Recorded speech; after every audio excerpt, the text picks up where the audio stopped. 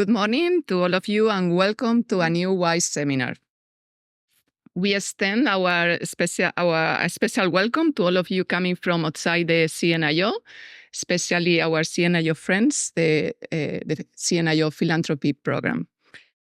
As many of you know, we organize this seminar to raise awareness of the gender bias that exists in science and in our society. Our today's speaker is an authority on artificial intelligence, in particular in human-machine interaction. She is Nuria Oliver, co-founder and director of ELLIS Alicante Foundation. So thank you, Nuria, for accepting our invitation. Nuria is an engineer of telecommunication, holds a PhD from MIT and a honorary doctorate from the University Miguel Hernández. She's also chief data scientist at DataPop Alliance, a member of the board of ELLIS. Not only that, she's also a permanent member of the Royal Academy of Engineers of Spain, member of the Academia Europea, and a corresponding member of the Academy of Engineers of Mexico. She's also a member of the Chi Academy, that is the world's most important academy for researchers who have made significant contributions in the field of human-machine interactions. Prior to all of this, she has held leadership positions at Vodafone, Telefónica, and Microsoft Research. With more than 180 articles, an inventor of 40 patents, she's the Spanish female computer scientist with largest scientific impact in from 2022 to 24. Because of her impressive trajectory, she has received many awards, such as the MIT TR100 Young Innovator Award, the Spanish National Computer Science Award, Engineer of the Year, Jaime I Award in New Technologies, and the Hypatia Award.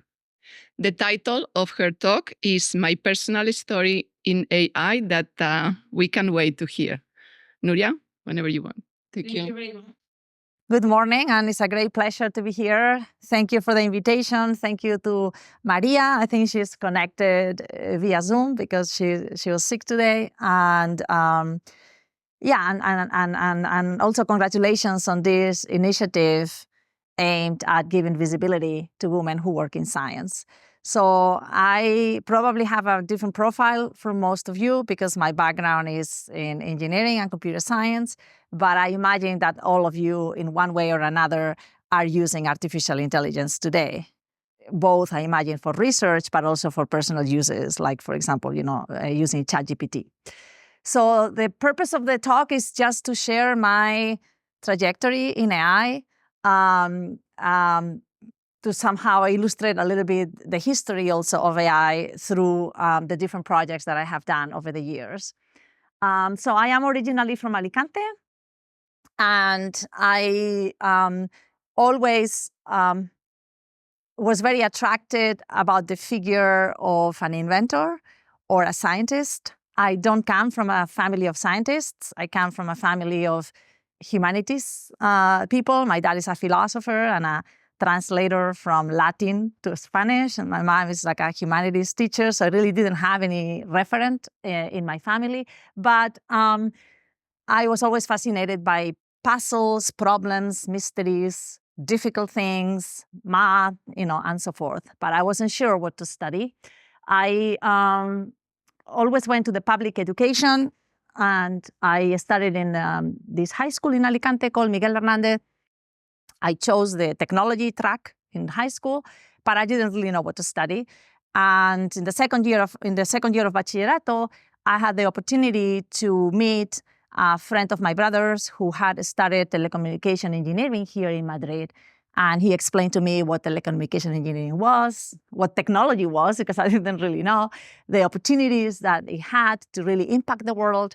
And it really inspired me and convinced me that I also wanted to study telecommunications engineering. And I remember my parents' reaction was, "What is that?" And I'm like, "I'm not sure, but it sounds really interesting." So I applied to here to the Polytechnic University of Madrid, and they accepted me. So I moved to Madrid to study this degree. And because I'm from Alicante, I also lived in a dorm, which was really a great experience. When studying telecommunications engineering, I realized that the part that I was the most interested in was more sort of like the computer science side of it. So I wasn't so interested in antennas or microwaves, or I was really more interested in computer science and specifically in AI. So when I was in my third year, I think telecommunications engineering at the time was 6 years. I think when I was in my third year, one of my math professors offered me the opportunity to write a scientific paper for a conference in Italy, and I decided to write it about the parallelism between biological neurons and computational neurons. And for me, that was the discovery of AI. And I always say it was love at first sight, because I thought there was nothing more exciting in science than inventing programs that can learn and that can understand, the physical world. So I decided that I wanted to focus on AI. So from third year onwards, in telecommunications engineering, I chose the path that was closest to computer science, and also my end of degree thesis was also in artificial intelligence. While I was in the university, I discovered a very interesting program by Siemens, which was called the Internationale Studentenkreis, and it was a program to identify the top engineering students in the world to somehow teach them and try to eventually recruit them to work for Siemens. And I applied for that program and they accepted me. And one of the benefits of the program was to be able to go to Germany in the summer and work in any Siemens location that the person wanted. And because I knew that I wanted to do research, I chose to go to the research labs of Siemens in Munich. It's in Neuperlach Süd, if any of you knows Munich, but it's also called Legoland because it looks a little bit like Lego. So that was my first experience doing research outside of academia, outside of the university, in one of the largest kind of like research centers in technology in Europe. When I finished my degree, I knew that I wanted to do a PhD because I knew that I wanted to be a researcher in AI. And I knew that the best research labs in AI were in the US. So my dream was to go to the US to do a PhD. But of course, American universities are very expensive. Going to the US is very expensive. I didn't know how I could do it. And I discovered some really good program by the La Caixa Foundation. This is, for some reason, this is not working very well, which are postdoctoral. I guess many of you know these Caixa Foundation grants. So these are really good grants. At the time, there was only for the US, these grants. And I think there were only maybe 2 or 3 grants to be able to go to the US, La Caixa grants, and maybe, I don't know if there was also Rafael del Pino grants, I'm not sure, but the only one that I knew about was this one. So I applied to this grant, and I was lucky enough that they gave it to me. I don't know if any of you here has one of these grants, maybe? Because now they also have them for Spain and for different countries in Europe. So the grants are subject to being accepted in a US university. So you need to apply as any other student, you need to do the GRE, the TOEFL, etc. But the difference is when it comes on the time to pay, La Caixa Foundation pays instead of like you having to pay. So that was kind of like obviously the benefit of the grant. So La Caixa recommended applying to 7 universities minimum to have some possibilities of being accepted. And usually they recommended applying maybe to your top 2, but then a couple of kind of mediocre universities and a couple of not so good universities to maximize the probability of being accepted. But I did something a little bit different. I said, well, I'm not interested in going to like Kansas or whatever, to some random place in the US. So I found some ranking at the time of like the top universities in computer vision, which was the area within AI that I wanted to work on. And I just applied to the top 7 that I found. And then like Aisha was like, well, Nuria, this is a little bit of a risky strategy. And I was like, well, if I don't get accepted, then I don't go to the US, I'll just do something else. And the letters arrived to like Aisha. They didn't arrive to you because they were the ones that had to verify that you actually were accepted or not. And I remember usually the answers arrive around March. So I remember that they called me and they said, Nuria, we received your letters. And, something really unusual has happened. And then I was like, oh my God, why did I apply to these universities? I really thought that they didn't accept me in any of them. And then they said, well, they accepted you in all of them. And then I was like, oh my God, I couldn't believe it. And the only reason why I like sharing this anecdote is because I think that sometimes maybe we censor ourselves and we don't try something because we think we're not going to achieve it. And in that situation, maybe I was crazy enough to take a risk. And then it totally paid off for me because, they accepted me. And then I was like, wow, it really inspired me to try things in life later that maybe I thought they were difficult to achieve. But then I always thought about this story. And I said, well, if I was accepted here and I'm no one, I have no connections, no one in my family has done a PhD in the US, I'm just like this little ant, from Alicante. I mean, I really have, if they accepted me, they can accept anyone, and I can sort of like achieve anything.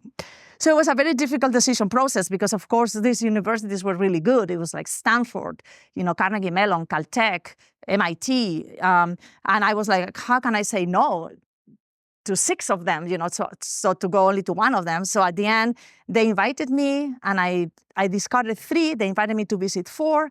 And when I went to visit, I realized that the best one, or the one that I liked the best, was MIT. So I chose to go to MIT, which of course is in Cambridge, next to Boston. And one of the reasons why I chose to go to MIT was because I had the opportunity to go to the Media Lab at MIT. Has any of you heard of the Media Lab? No? The Media Lab at the time, this is 1995, a long time ago, was unique in the world. It was a place that had been created by Nicolas Negroponte, and it was a unique lab because it was multidisciplinary. It was almost like a university in a lab. So at the Media Lab, there were some of the fathers of artificial intelligence, for example, Marvin Minsky, but there was also some of the more prominent pioneers in computational music, in computational movie making, in electronic ink, in quantum computers. Basically, they were all the different disciplines into one lab. And to me, that was very, very interesting and very attractive, because I think that if we want to develop technology that helps people and has impact on society, we need to have a multidisciplinary approach, because reality is very complex. So the fact that I could learn, from all these different disciplines and all these different experts was very interesting to me. And the other element that was very different at the Media Lab is that the Media Lab had, I think it was maybe 90+% of the funding was private funding coming from sponsors, from companies. So it had a lot of money. This was before the dot-com crash. It had really a lot of money. There was actually a saying that was like, you lift the carpet in the Media Lab and dollars come out of it. Like it really had a lot of money, but also it was very flexible money. It was very flexible funding because it was private funding. And the other element that was very interesting in the Media Lab, and that has really been very useful in my life, is that it had a very clear motto, which was demo or die, which meant that you had to be able to demo your research. You had to be able to explain your research to non-experts, because we got visitors pretty much every day. It was such a famous lab, and we had so many different sponsors which were like the top companies in the world, and they wanted to come to see what we were doing. So we had to be able to explain very complicated, sophisticated projects, to non-technical audiences. And so we developed very good skills in explaining our research and in presenting our research. And I think that's a very, very valuable skill as a scientist, because we need to be able to explain the reason of why we're doing what we're doing and the impact of our research, to our grandmother, or to our parents, not only to other scientists. So that was one of the sort of like non-technical, I guess, lessons learned at the Media Lab. So what did I work on? So one of the core elements in my research since 1995 is building computational models of human behavior, developing machine learning methods that would enable computers to understand us as a necessary step to be able to help us. I've always wanted to build technology to help people. And I think, well, if I want technology to help me, probably it needs to understand me first, to understand what I do, to understand how I feel, to understand what I need, so it can actually help me. So I want to show you some examples of projects that I did over the years. The first major project that I did, you can see a little picture here, was called Laughter. And it was one of the first real-time facial expression recognition systems in the world. Today, we all have facial expression recognition on our mobile phones, but in 1995, there were no mobile phones, and it was very difficult to do anything in real time with computers because the computers were not very powerful. So most of the work was done offline. You would record a video, and then you would spend hours analyzing the video and trying to understand something about the video. But I really wanted to build something that was interactive. So this was one of the first systems. So I'll show you a video of it, of how it worked. This is an active camera, which curiously, you have one of these cameras in the back room there. I just saw it. So it's a camera that I could control with the computer, the tilt, the pan, and the zoom. And the goal of the project was to automatically detect the person, automatically detect the face, automatically detect features on the face, and recognize the facial expressions. But also the camera was an active camera, which means that the camera was moving. That's like a younger version of myself.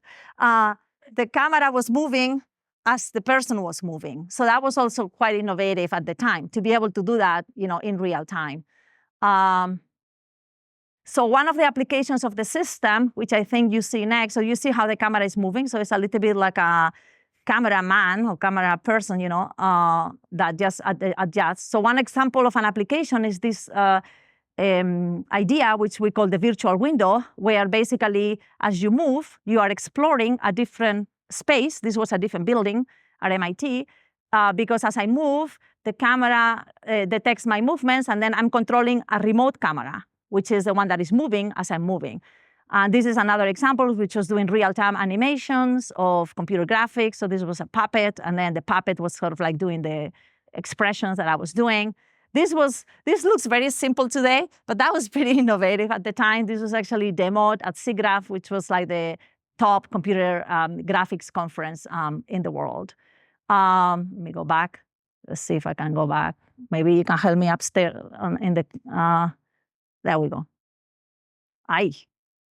Can we go to the next slide? Not to the video. I don't know why it's not going to the next slide. Let's see. ¿Podemos ir a la siguiente transparencia, por favor? No esa. A ver. Okay, here. There. So, after I did this project, I did other projects to recognize, for example, gestures also in real time. But I realized that we humans are a social species, and a lot of our behaviors are interactive behaviors. And a big challenge was how to recognize human interactions computationally, because it's a lot more complex. Modeling one person is hard, but modeling interactions is even harder. So that hadn't been done at the time. So I proposed a new mathematical way using dynamic graphical models to recognize human interactions. And the use case that I showcased this project on was a visual surveillance task. So I put a camera in my office, and this is what I saw from my office, which was this plaza at MIT. And there were a lot of people always walking around here, and there were a lot of interactions, people meeting another person, a person waiting for another person, a person following another person.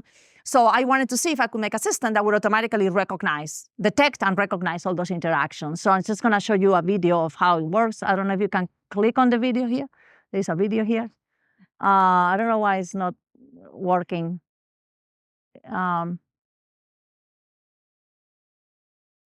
¿Puedes apretar en este vídeo de aquí? ¿Esto es un vídeo? Ahí, arriba. No, arriba. Arriba, aquí arriba, no. Ahí arriba. No, ese no, este. Ahí. ¿No sale el video? Bueno, da igual.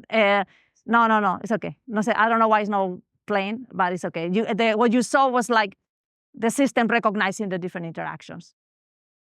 Another advantage of being at the Media Lab is that a lot of things were happening. And one of the things that happened at the time was the development of what is called wearable computers that we wear, and also the development of augmented reality goggles, something that is available today. Meta sells some, or Apple just released some augmented reality goggles. At the time, the concept of augmented reality was being created and was being defined. So we were lucky to have a number of prototypes for augmented reality goggles, which no one really had access to. And we did a system which we call diapers, which was a system to enhance the museum experience of people. So you would put on the goggles had a camera, and it had headphones, and the system you would go to a museum, you would point to a painting, the system would automatically recognize the painting using artificial intelligence, and then it would just show you a video explaining who was the author of the painting, what was the painting about, and so forth. Again, this is something that you can do today with your mobile phone, but at the time, it was the first time that was being done. And also in 1997, we organized the first smart clothes fashion show in the world. We introduced the idea of augmenting clothing with technology, and that's what's called smart clothes. And then we collaborated with some of the top fashion schools in the world, like Parsons Academy in New York, to create fashion that will have technology embedded. I personally worked on a prototype with a fashion school in Milan to create a system that would help people that are mute and deaf to be able to communicate with people who don't know sign language. So it was we did the guy and the girl's version of the design, and the design had a hat. In the hat, there was a camera, a micro camera pointing downwards to the hands. The design had a backpack, and it had some speakers that were hidden in the shoulders.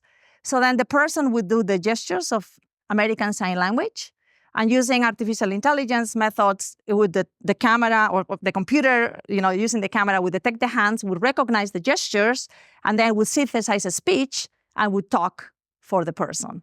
Again, this is something that today it is starting to become mainstream, but at the time was completely novel. There is a video here, but I don't know if you can click. Si puedes apretar en este de aquí, es un video que se ven algunos de los diseños aquí abajo. Ahí.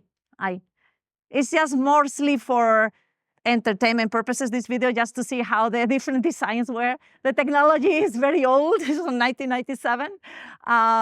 But it was the first time that this idea of smart clothes, and fashion and technology, was being proposed. Yeah. We can just go to, podemos ir a la siguiente ya, porque es más largo el video, pero, no, back, atrás, para volver a la presentación. No, a la presentación. Ay, qué lío. Ahí. One of the last projects that I did while I was at MIT was a smart car. As I said, the Media Lab had a lot of sponsors, and one of the sponsors was Volvo, and we had an entire research area related to the future of driving.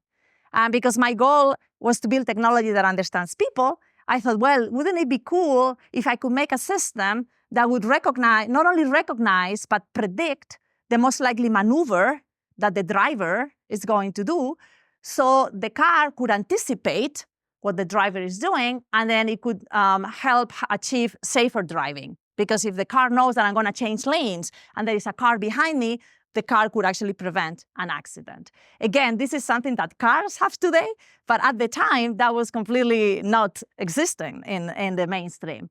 So they gave us this car. This was a Volvo cross-country V70, and I instrumented the car. The car had a number of digital signals already. All the cars today, even more so, are completely digitized, and there is a bus that has a lot of cables, and all those cables are signals of different aspects of the car. So I could access the bus of the car to see if the changing light was on, if the brake was on, if the accelerometer signal was on, and so forth. But there weren't enough signals, so we also designed some sensors ourselves, like a steering wheel sensor. And then we put 4 cameras in the car Today, the cars have those cameras in the bumper, but there was no cameras in the car at the time. So we put one camera facing forward, so the computer could see where the car was going. One camera facing backwards, so the computer could see what was behind. One camera looking at the face of the driver to see if the driver was paying attention or not. And then the driver was wearing some goggles with one micro camera, so the car could see where the driver was looking at. And then I developed all the algorithms to be able to predict the most likely maneuver. And this was, I think, one of the first systems in the world that was able to do that. And again, one of the unexpected and positive things that happened from being at the Media Lab is that as a result of working on driving, they offered me to learn how to pilot Formula 4 cars. And then I said, why not? So I actually learned how to pilot Formula cars, something that I never thought in my life that I would do. I actually was not even passionate about cars, but I became passionate about cars through this. So it's really great because, being a scientist allows you to do all these things, participate in a fashion show, learn how to pilot cars, all this like crazy stuff. So hopefully I'll show you a video now. So this is what the car was predicting in real time. This is the camera of the driver, this is the driver, and these are the other cameras. And the interesting thing is that the car detects what the person is gonna do before the person does it. And now it says that it's gonna change lanes, but the person didn't change lanes yet. So that's what would enable safer driving. If there was some danger, the car could actually prevent an accident from happening. So that was my last project at MIT, and then I wondered what to do, whether to stay in the US, come back to Europe, stay in academia, go to industry. I didn't know what to do. I don't know who of you is doing a PhD here? Anyone is doing a PhD? So these are questions that you might ask yourselves, right? So in my case, I thought, well, I know academia because I'm at MIT, so maybe I should try industry, research in industry, just to see how it is. Of course, in technology, there is a lot of research in industry. And then I considered moving back to Europe, but I didn't find any research lab that had the same level as the labs in the US. So I decided to stay in the US. And also, I decided to move to the West Coast because of the weather, because Boston has really, I don't know if there's anyone from Boston here, but Boston has really bad weather. It's very, very, very, very cold. It was like -20 for a long time, and it was really uninhabitable for me. Like, I was like, this place is, I don't know why anyone settled in this place. It's not a good idea. But San Francisco, on the other hand, had really good weather. So I actually decided that I wanted to move to San Francisco. Most of the research labs, were in San Francisco. So all the technology companies are in the Silicon Valley, which is near San Francisco. But there was one technology company that wasn't in San Francisco, which was Microsoft. And when I went to the labs in the Silicon Valley to give talks, for some unknown reason to me, I got an invitation from Microsoft Research. And they asked me if I wanted to go visit them and give a talk. And I said, okay, I can go visit, but I have no interest in Microsoft Research. I want to move to the Bay Area. And they said, well, it doesn't matter, just come and you can give the talk. So I went, I gave the talk, and I found myself in a situation where, as a lab, Microsoft Research was the best lab for what I wanted to do, but it wasn't in the right location. I didn't know anything about Seattle. I only knew that it rains a lot, and I was like, I don't know if I like this place. So it was a very difficult decision. It took me a few weeks. They were calling me, where are you gonna go? Did you decide? I was like, I don't know. And at some point one day I realized I need to follow my intuition, and my intuition tells me to go to Microsoft Research. So I decided to go to Microsoft Research, and I think it was absolutely like a really good decision. So I moved from Boston to Seattle, and I joined the Microsoft Research Labs, which were and still are, I would say, some of the absolute best research labs in technology today. At Microsoft, I continued working on how to build computers that would understand people. And one of the projects that I did was a smart office, where I developed a system that was using a lot of sensors, cameras, microphones, the keyboard, the mouse. And the idea was to have a system that would know what you're doing in the office, so we could have computers that would be more respectful to your mental state. So if I'm working and I'm focused, I don't want interruptions. So I was thinking, well, the computer should know. If I'm in a meeting, I also don't want interruptions. If I'm talking on the phone, I don't want to be bothered. If I'm not in the office, it would be good if the system knows so I can tell people that I'm not in the office. So I did that. And I also worked with a colleague on a system called G Windows that would enable people to move the windows on their computer just using their hands. I don't know if you have seen the movie Minority Report. So it was like Minority Report. And it actually worked pretty well. And then that system, actually, we have a very popular patent. It's like cited like thousands of times. And it helped a lot in the new generation of video games, where you can actually just play the video game just by moving your hands. So that was a nice sort of like an inspiration to all this other technology that was developed later. And at some point in 2005, I realized that if I wanted to make computers that help people, the most personal computer, even at the time, was the mobile phone. And then I thought, well, we have this powerful computer in our pockets, and we are not using it to do much, besides talking on the phone, maybe sending messages. So I decided to see what else you could do with a mobile phone. And I was particularly interested in health and wellness applications. So I remember I went to the director of Microsoft Research, and I said, I have a proposal. From now on, I only want to work on mobile phones. I don't want to work with like PCs, or computers anymore. And then he said, okay, fine, you can do it. So I decided to do it. And this was my first project. As you can see, it has a very modern mobile phone at the time. And this was a system called Health Gear. And the goal was to detect automatically sleep apnea. So sleep apnea is a heavily undiagnosed disease because it happens when you're sleeping.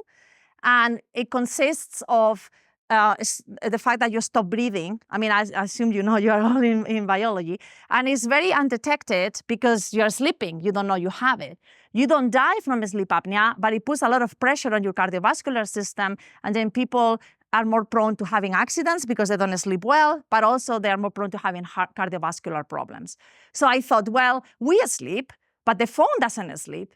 I could actually invent something that would monitor sleep and help people detect, sleep apnea. So at the time, there were no wearables, there was no Fitbit, there was nothing. So I had to create my own hardware, which is this thing here. So this is an oximeter, there is an accelerometer and a Bluetooth transmitter here. And basically, you put this in a sock, and you would put the oximeter on the big toe, and the system will send the data in real time to the phone. And then the phone had the algorithms to analyze the data and detect the sleep apnea events. There is a video now. El video, ¿puedes cancelar el audio en mi ordenador? I don't want cancelar el audio.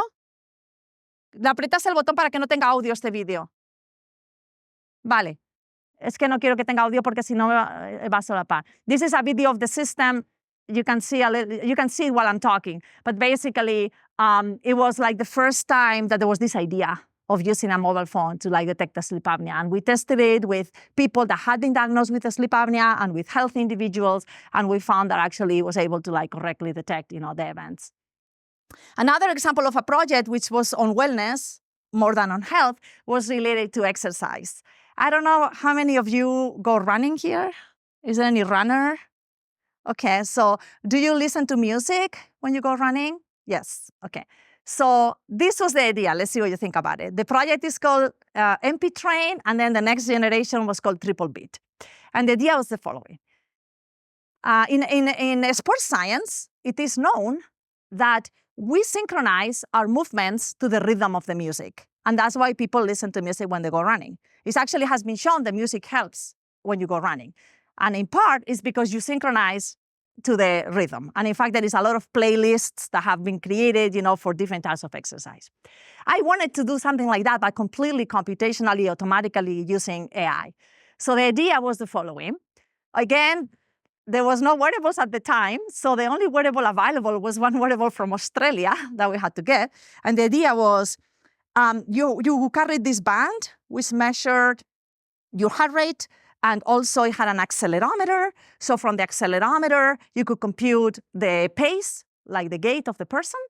And you told the phone before you went running or walking, you told the phone, this is the exercise that I want to do. This is how long I want to run for, and this is how intense I want my exercise to be, expressed in what is called the percentage of the heart rate reserve, which is the way you do it. So I want to be aerobic, then anaerobic, then you sort of like say how intense you want the exercise to be. Then the phone has all your songs, and using machine learning algorithms, we analyze all the songs, and we automatically detected the tempo of the songs. So then you put on your headphones, you go running. The phone knows where your heart rate is, because we have the band, and the phone knows where your heart rate should be, because you told it the kind of exercise that you want to do. So depending on whether your heart rate should increase or decrease, it automatically chooses the right song to play that will have the right tempo, that will make you run faster or slower. So you would actually, just by listening to the music, you would achieve your exercise goals. So this was an idea that no one had tested before. Now there is actually some startups that are using this idea. And we actually validated with runners, and we found that it worked really well. And then we added more features to it of persuasive computing. So the triple-bit version of the project included another element of persuasion, which was competition. So you could compete with other people, but the competition wasn't in terms of who runs faster or who arrives first. It was in terms of how well you achieve your goal versus the other people. So you could be competing against Usain Bolt or against your grandmother. It doesn't matter, because it was just how well you do your goal versus the other people. And we found that competition was also helping, especially competitive people. Not everyone is competitive, but especially competitive people, competition was really helping people achieve their goal. So this is another example of using mobile phones for something different than sending text messages or taking pictures. While being at Microsoft, so I had a lot of opportunities. For example, I could demo one of my projects, the projects of office activity recognition, with Bill Gates in a huge conference with 3,500 people. It was very stressful because these systems, it's not guaranteed that they're going to work. And the lighting in the stage and everything. So it was really a high pressure situation. Luckily, everything worked really well. And this is the student, the PhD student that was working with me. This is me. So that was really fun. And then another fun thing at Microsoft is the puzzle hunt, which was inspired in the MIT hunt. So this is a 36-hour competition to solve really complicated puzzles and problems. And I love puzzles, as I said before. So we created a team, and we participated every year. Our team won, and it was really a very fun thing to do. I was in the US, and I never thought I was going to come back to Europe. And I never really looked into coming back to Europe. I didn't think I was going to be able to do work like the work that I was doing there. And one day, a headhunter called me many times, telling me that there was this opportunity to move back to Spain to create a research area within Telefónica. And I said many times, no thanks, Telefónica doesn't do any research. I haven't seen any scientists on Telefónica in any scientific conference. Whatever you call research, I don't think it's research. But they insisted many times. And at the end, I said, OK, I'll give a talk. And then that's it. So I went to Barcelona because it was going to be in Barcelona. And I gave a talk, and I saw the lab. And I realized that it was a serious effort to create something similar to Microsoft Research. And to my own surprise, with my husband, I mentioned to my husband, and we had 2 children at the time. And then he said, well, why not? Let's try moving back to Europe. So we moved back to Spain, and particularly to Barcelona. So the challenge there, this was the lab, the building of the lab. The challenge was to create from scratch a research area, I had 2 research teams at the end working on a topic that was really not common in a telecommunications company at the time, which was the end of 2007, which was AI, data analysis, machine learning, and so forth, because telecommunications companies at the time were networking companies. They were the companies that were providing the networks, the connectivity, not so much the analysis of the data. So, it was really nice. I created this team, and we created a lot of the things inspired, by Microsoft Research. And we continue doing a lot of work on modeling humans using mobile phones. We did, for example, this project called MoviePeel to help the elderly take their medication correctly, because 50% of the elderly forget to take their medication. And we use persuasive technology to help them, and we were able to increase medication compliance by 60%, for example. We also worked a lot on projects in developing countries. So we did this project called MobiScore to foster financial inclusion. There is around 1 billion people in the world that are unbanked, that don't have a bank account. And because they don't have a bank account, they have a lot of difficulties of getting credit. But we know that credit is necessary to prosper in life. If you want to create a small business, if you want to do anything and you don't have the money, you need to ask for credit. So what happens with these people? Most of them have a mobile phone. So we invented a method using machine learning that would provide credit scores for the unbanked so they could have access to credit even if they didn't have a bank account. And that was actually quite inspirational. And one very big Indian company created a company to do this in developing countries. So that was a nice way to have impact. And we also did a really cool project to predict boredom because I worry that we might be losing our ability to be bored. We know that boredom is very important for creativity. Being bored is not doing nothing. Being bored is the state of being understimulated. But if you are understimulated, you're giving a chance to your brain to actually generate outputs because it's not busy processing inputs. And many times, we say, oh, we got an idea in the shower, or kind of like in random places. In many cases, it's because we are understimulated in those situations, and then, we get the ideas. But today, we all have our mobile phones with us all the time. And the mobile phones are constantly stimulating us. So I was worried, and I'm worried, that we might be losing the ability to be bored because the phone is just not letting us, be bored. So then with some of my researchers, we thought, okay, what if we were able to detect boredom on the phone using machine learning? And what if the phone would actually help us better handle, boredom? So this had never done before, and we did this project called Bored App. Si aprietas aquí se ve un video en lo de boredom prediction. And it was a system that was collecting data from the phone, and it was able to actually detect with about 80% accuracy whether you were bored or not. And one of the ideas that I wanted to do, but I haven't been able to do yet, and no one has done yet, even though I've offered this idea to a lot of people, is the following. If my phone knows that I'm bored, maybe it should suggest that I turn it off. And maybe it should suggest that I just look up and, talk to my neighbor, look at the world, right? Why aren't we designing technology that suggests that we turn it off? Why is the expectation that the technology that we use has been designed to maximize the amount of time that we spend using it? Why are we accepting this as a society? We know that it's not good for us.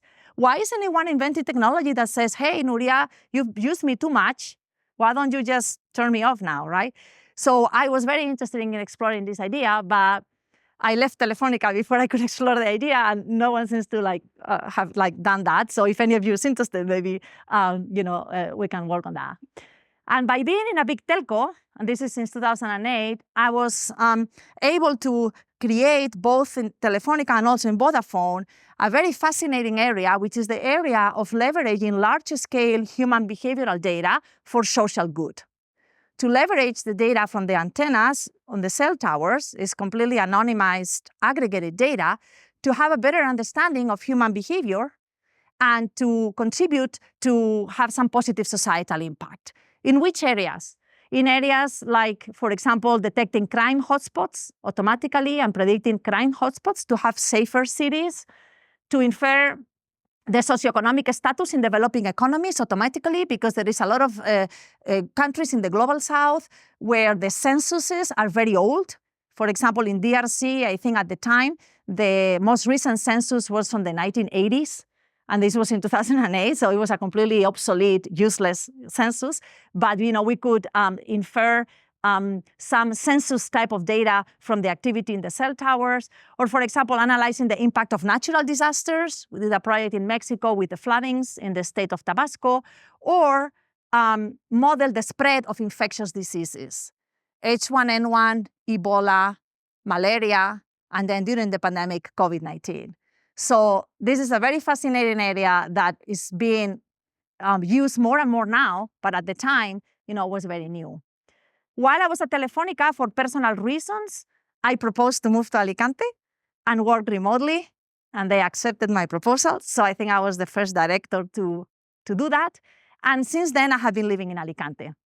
Eventually, I left Telefónica. I joined Vodafone as the global director of data science. I also created the area in Vodafone of using big data for social good and obviously the data analyzed with machine learning algorithms. I was also involved with the Vodafone Institute, which is a think tank that Vodafone has in Germany. And since its creation, I've been very involved with this NGO called Data Pop Alliance, which has as a focus the use of data and AI for social good.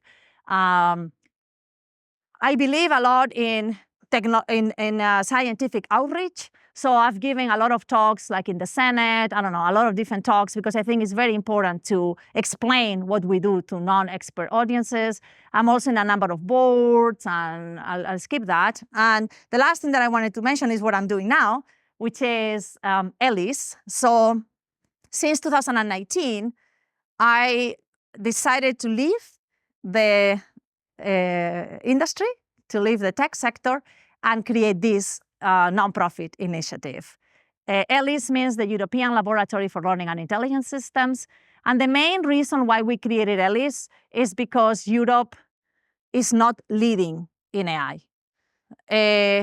Europe is very weak in research in AI, and the top talent, the best minds, the best scientists in AI are not choosing to stay in Europe. They are mostly going to technology companies in the US or in China. This is very negative for Europe for many reasons. And we, the scientists in AI in Europe, decided that we wanted to change the situation. So ELLIS is the result of a grassroots movement of the scientists working in AI in Europe. We decided that we needed to do something to be able to retain and attract the top talent working in AI, to Europe, specifically machine learning, because within AI, the dominant approach to AI is machine learning.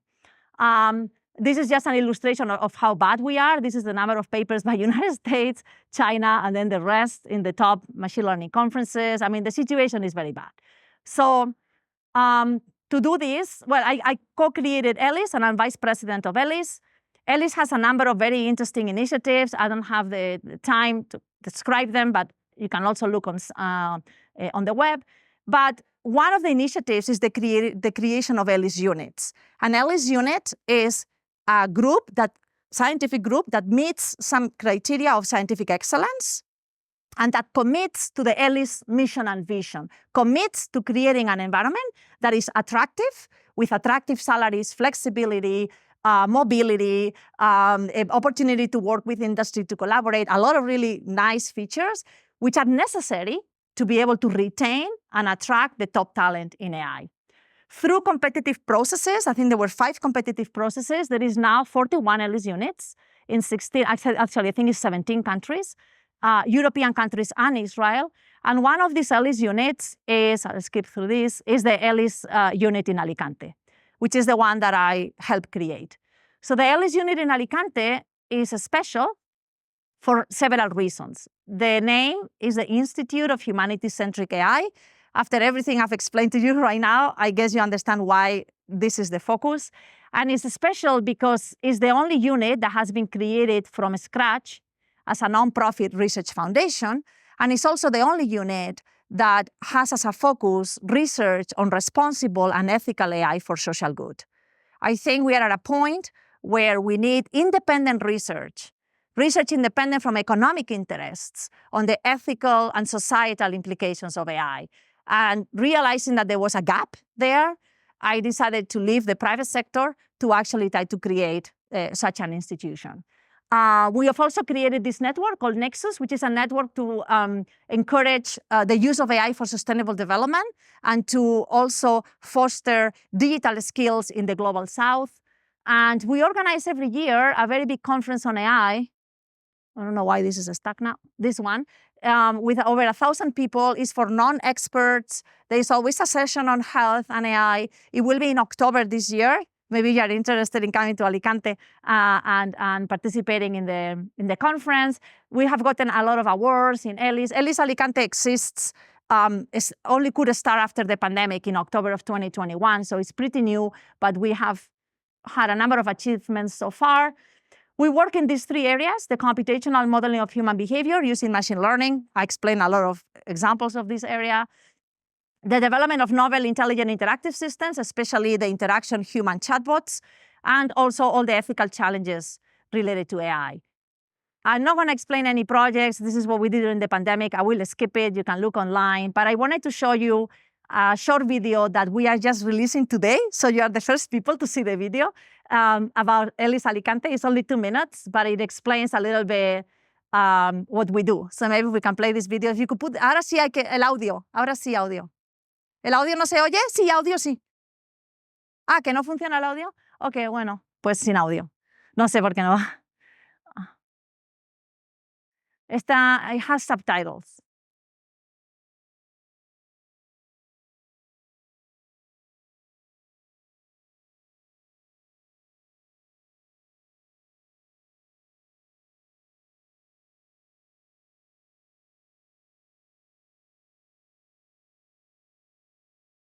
We are by the water in Alicante, in the harbor. So it's very nice. I invite you all to come visit us. This is Aditya. He's working on modeling cognitive biases, human cognitive biases, and how AI systems can help us better mitigate our own biases.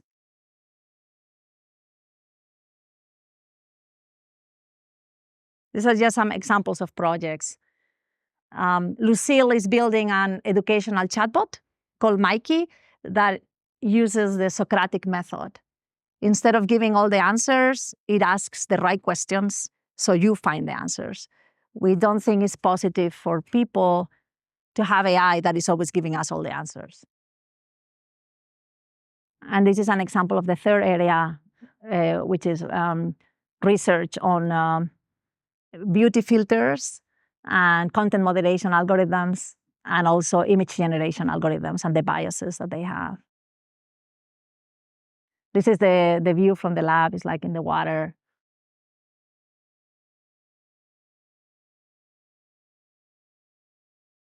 Anyway, so we can move forward because it doesn't have any audio. So, siguiente.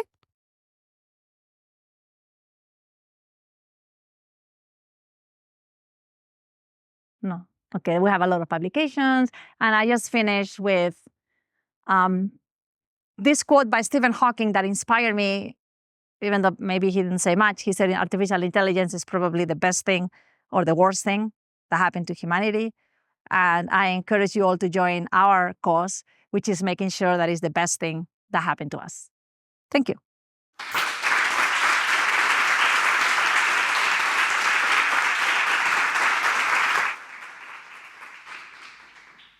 Thank you, Nuria.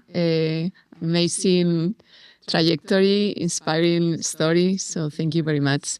Do we have anybody wants to ask questions? We are a little bit tight in time, but we have some minutes for questions. No one has any question? Yes.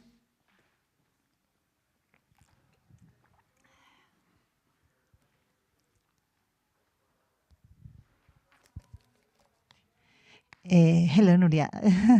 Many thanks for coming. It was a wonderful presentation.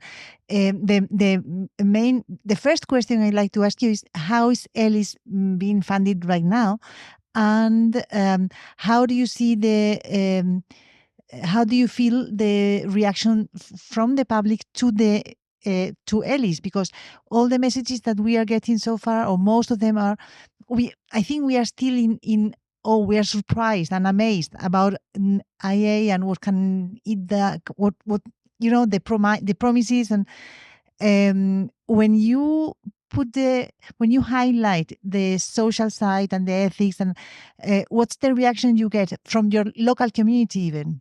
Yeah. So did you hear the question? So the first one was, how is ELLIS, I guess both ELLIS Europe and ELLIS Alicante being funded, and the second one was the kind of reaction to the topics that we work on. So both ELLIS Europe and ELLIS Alicante have a public-private funding model, which means that there is a basal guaranteed in time public funding, which is insufficient, is not competitive, You can't offer competitive salaries with public funding in most countries in the world, and definitely not in Spain. So we need to complement it with private funding. So at the same time, and I think the CENIO is an example of also trying to do this, we are trying to foster more of a culture of philanthropy for science. And at least in the CENIO, you have the advantage that when people think about research in science, many people think of research to fight against cancer. It's a very common thing. But I can tell you, almost no one thinks about research in AI. Most people, when they think about research, they think about a person in a lab with a white coat. They don't think about a programmer that is inventing a new algorithm. So we have the barrier of not having a culture of philanthropy in science, which also you have. But we also have the additional barrier that no one thinks about research in AI when they think about research. They think about research in medicine or research in biology. But still, we do have private funding. So we were, for example, selected by Intel to be a lab which is part of a virtual initiative on responsible AI, because they really like our work. So we get funding from Intel, we get funding from other foundations. In terms of the reaction to what we do, it's actually very positive reaction, because our two main focuses are AI for social good. For example, all the work that we did during the pandemic. So we really try to show the value that AI has to help us mitigate a lot of the challenges that we face in the 21st century. But also we work a lot on addressing the limitations of today's AI systems. For example, stereotyping, biases, discrimination, lack of transparency, violations of privacy. So in reality, because what we're trying to do is to make AI systems be better and have a positive impact on society, we actually get a very positive reaction. In fact, if you search on Google, inteligencia artificial para el bien social in Spanish, or IA para el bien social, I don't know today, but it has been the case that ELLIS Alicante is like the #1 result, which is unbelievable to me, because we are a very new and very small, initiative. So yeah. So for me, I don't think the biggest barrier is the topic. Everyone loves the topic. I think the biggest barrier in terms of private funding is that we don't have a culture for philanthropy of science. Our philanthropy law, la ley del mecenazgo, is not very competitive. It's not that great compared to other countries. And in our case, when people think about research, they don't think about research in AI. They think about research to fight cancer, for example. So that's another barrier that we have. But we're trying to change those prejudices that people have. No, yeah. So I think we have a lot to learn from you and all the initiatives that you do to encourage more, private individuals or institutions to support research. Because I think the only competitive, sustainable funding model, especially in Spain, given the legislation, is a private-public funding model. The public funding is, in my experience, is insufficient because, at least in my experience, they don't let us offer competitive salaries. They say it's illegal. You cannot do it. And that is completely non-competitive in AI. In AI is an area where the richest companies in the world are AI companies, where there is a scarcity of talent and where the salaries are huge. We are talking about hundreds of thousands of millions of euros a year. It's impossible to offer something like this only with public funding. So I wish they changed the law so actually the public funding will be competitive, but maybe you guys have figured out how to do it. But in my experience, for me, I think that's the biggest limiting factor that makes public funding non-competitive. The fact that you can't offer competitive salaries. You can't attract the best people if you don't offer competitive salaries, because the best people are the people that have a lot of job offers, and they are going to go wherever the best job is, and part of the job is having a good salary. It's not all the job, but if you can make 20 times more somewhere else, it's a big difference, right? So I think it's very important to realize, and that's the goal of ELLIS, to realize that the most valuable asset that any society has is its people. And that what we should be investing in is in people. Because people are the ones that are going to be changing the world. People are the ones that are going to be finding the solutions. And the top people, the best people, are different from the other people. And there is nothing for the top people. We understand that the best tennis player or the best soccer player is very different from the players that play in the regional league, right? Why don't we understand the same thing for scientists? The top scientists have different needs than the not top scientists, right? I mean, it is like that. So we are trying to see how we can have a system that enables us to attract top people, offering a competitive environment. Yeah, but it's a challenge. I guess it's a challenge that you also probably face. I don't know how it's in your field. In AI, it's just really crazy, like the lack of talent, the competition for the talent, the aggressiveness. I mean, I can give you an example. One of my researchers, when I was at Telefónica, he went to Google. He's still at Google. And at the time, the person that recruited him from Google flew from California to Barcelona only to show him the contract, like in person. And he wrote his salary. They said, you write the salary that you want. And then the person flew back, So it's like, okay, how can you compete with this? I mean, it's completely crazy, in AI, because there are such few people that know, about AI. Of course, we're not going to be there, but we have to be at a certain level. Of course, we have many other positive attributes that matter. We have a great quality of life. We have a great health system. We have great food. We have great weather. I mean, there's all these elements. We're in a great location by the sea. I mean, there is all these attributes, but we have to also offer somewhat competitive salaries, because all of that, if you don't have competitive salaries, is not enough. Yeah. Okay, we would love to continue, but we are a little bit over the time, so we are going to stop here. If you have more questions, maybe after the talk, here's the email, or you can write her. I encourage you to check out our website to look at our papers. And of course, if anyone has ideas for collaboration, we love collaborations. We have loads of collaborations. We also love visitors. We have lots of visitors. All the time we have visitors at the lab. You are welcome to visit. Even if you go to Alicante on vacation and you want to drop by, just email me and you can just drop by the lab. It's a really fun place. There's always fun stuff going on at ELLIS Alicante. So I also encourage you to come and visit us. Thank you. Thank you very much, Nuria. Thank you.